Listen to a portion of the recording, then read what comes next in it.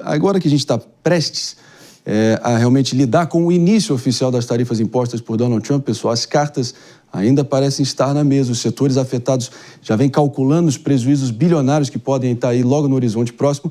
Mas para irmos mais a fundo ainda nesse assunto, recebemos agora a economista-chefe de investimentos internacionais da Nomos, que é a Bruna Alemã, que vai com certeza trazer aqui um panorama preciso e bem informado. Bom dia, Bruna. Obrigado pela presença aqui no Morning Show. Afinal de contas, a partir de tudo que estava sendo dito aqui, onde é que mora o maior perigo ou também a maior oportunidade para o Brasil? Afinal, como diz o ditado, toda crise é uma oportunidade. A palavra é sua. Olá, tudo bem? Bom dia. Bom, vamos lá. Na verdade, onde há o maior perigo, relativamente, se a gente pode falar, são todas as questões políticas, como já foram apresentadas. Já sabemos que essas tarifas, elas foram colocadas de uma forma punitiva, muito mais do que uma questão comercial. Apesar de ter um intuito final comercialmente ali dizendo.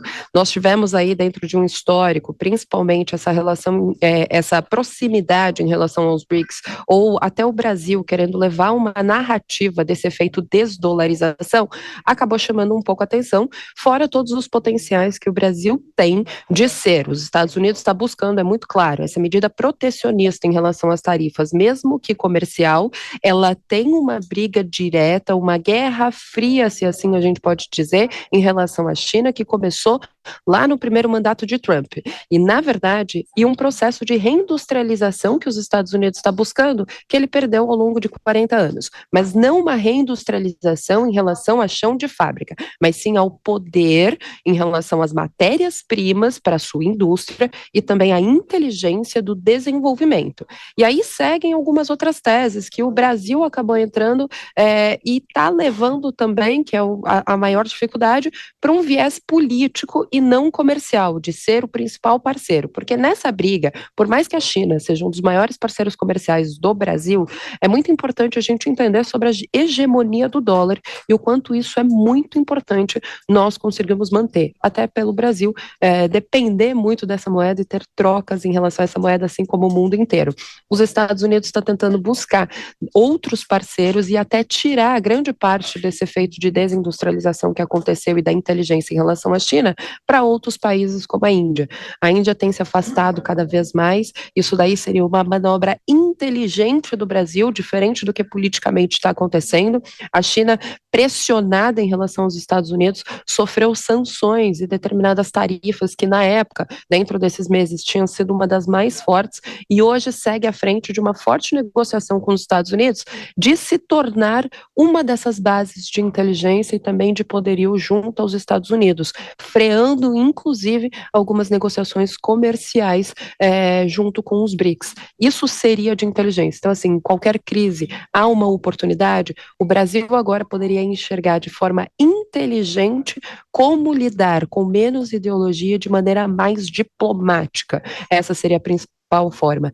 E a segunda também é nós olharmos que a dependência de determinados países, não só os Estados Unidos, mas também como a China, abrir a porta a determinadas empresas também para fazer negociações com outros mercados. A dependência de determinados mercados, isso pode afetar numa tensão geopolítica como essa e determinadas visões, ideologias que o Brasil tem, nós acabamos sendo sancionados de uma maneira extremamente punitiva e agora dependente de determinados mercados, não podendo comprar briga relativamente com ninguém, mas não é muito o que está acontecendo.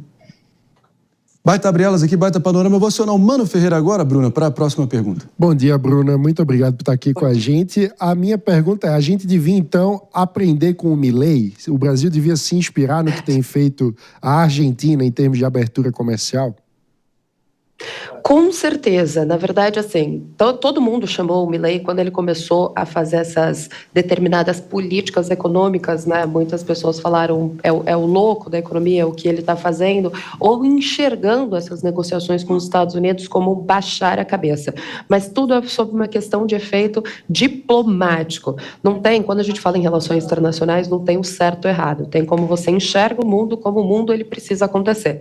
O Milei, ao mesmo tempo que ele tomou decisões decisões muito importantes, também é interessante mostrar que algumas questões, principalmente políticas em relação à pobreza, você tem um ciclo econômico em determinadas decisões. Ele teve que trazer a Argentina quase para o buraco, enxergando ali que ela não estava no buraco, levando um pouco mais para o buraco para depois subir. Os dados, eles não são tão rápidos, né? A economia, ela não demonstra de uma forma tão rápida, mas sim, de uma maneira liberal e de uma maneira, principalmente, o que ele conseguiu enxergar, que eu acho que é o coração que nós deveríamos ver, que é essa questão da redução do custo público. Então, você olhar primeiro para o seu caixa e depois você conseguir fazer outras manobras políticas econômicas que não afetem o consumidor diretamente. Então, dessa maneira, nós deveríamos ter aprendido um pouco.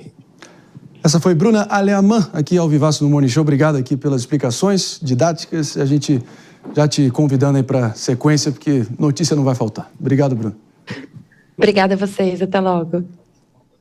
Voltando aqui à bancada, David de Tarso, a partir desse panorama trazido pela Bruna, o que mais saltou aos seus olhos? Qual o seu destaque? Não, eu acho que a questão, assim, deve resolver com diplomacia. Qual foi a principal crítica de Donald Trump em relação ao nosso governo? Sobre a fala do Lula em relação à desdolarização. E aí, o presidente da República, durante o evento do PT, volta a citar isso como argumento, dizendo que o dólar já não é tão importante assim perante o mundo. Então, essas questões só atrapalham nessa negociação toda.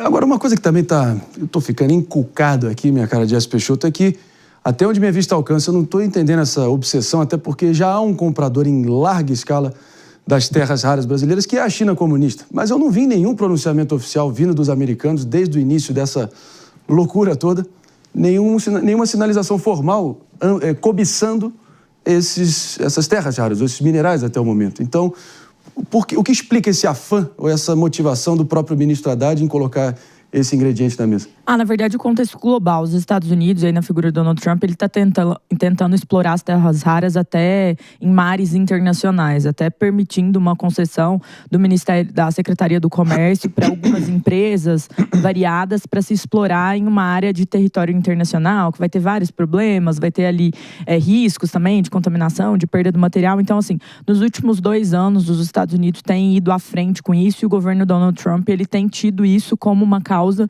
principal, porque é um material muito importante. Porque quando a gente está falando de revolução tecnológica, ele é um material fundamental. Sem terra rara, sem os minerais raros, você não fabrica celular, você não fabrica microchip, você não tem fabricações tecnológicas muito fundamentais. E hoje, a China tem basicamente monopólios na área de refinaria, na área até mesmo de extração.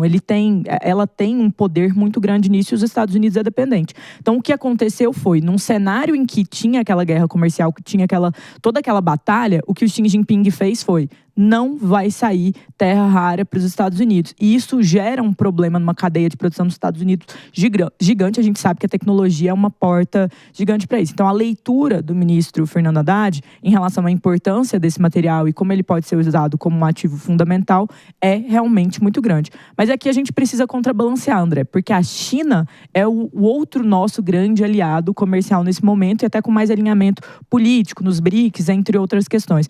Então, a gente precisa também entender como isso desestabilizaria essa relação, ou até mesmo tornaria ela talvez não tão fortuita como tem sido para o governo Lula, com várias construções, promessas e etc. do Brasil, meio que na Belt and Road, que é o programa de financiamento da China para vários outros países.